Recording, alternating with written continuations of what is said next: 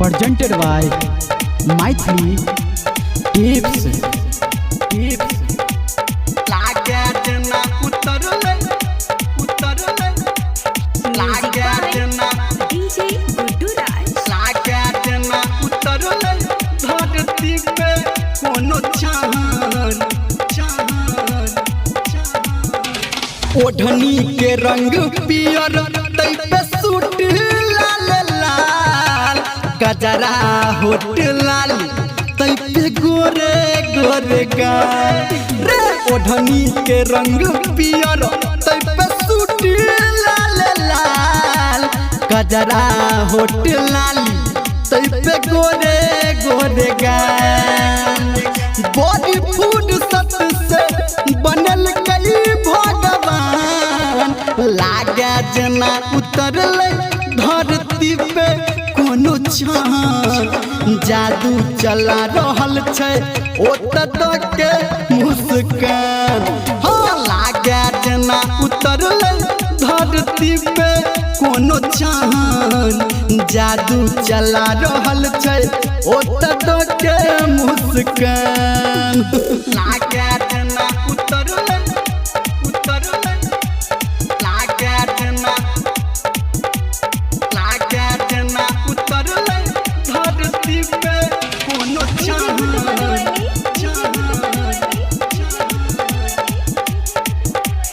जादू चला रहल छै। अभी आप सुन रहे हैं धर्मेंद्र निर्मलिया को। जादू चला रहल छै ओत के मुस्कान हम छी दीवाना ओकर पूछै दीवानी आ शरबत के घाट हम ओ छै मीठू पानी हाँ हाँ हम छी दीवाना ओकर पूछै दीवानी आ शरबत के घाट हम ओ छै मीठ पानी आ रंग के न रूप पे छै रघुमान लागे जना उतरले धरती पे कोनो चान आ जादू चला रहल छै ओत के मुस्कान रे लागे जना उतरले धरती पे कोनो चान जादू चला रहल छै ओत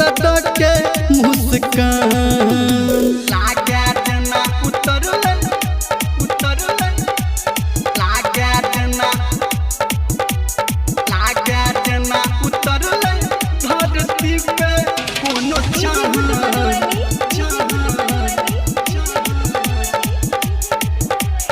जादू चला रहल छै